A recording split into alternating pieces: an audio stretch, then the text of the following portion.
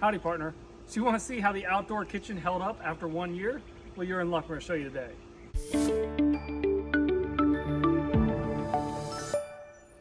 Today, we're going to walk you through our outdoor kitchen that we built a little over a year ago, maybe about a year and a month.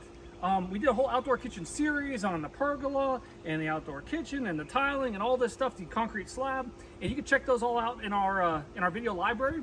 Go to the bottom right, hit the subscribe button. Really appreciate the subscribers. Also, likes and comments, questions you got, you can catch out the whole series.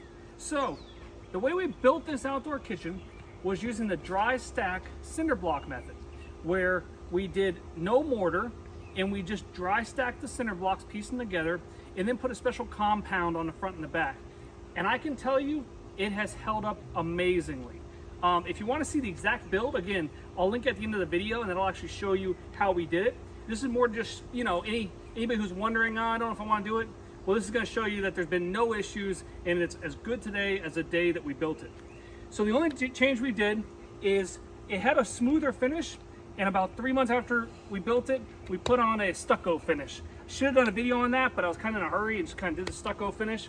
But before that it was a little smoother, now it matches the house. That's the only change that's been done. This entire thing has never been cleaned, it's never been patched or painted or worked on. It's basically just as it is right now is how it is. So, to kind of walk you through, we started over here along the house after we poured our slab. Again, our slab is great, there's no cracks, and it is plenty solid.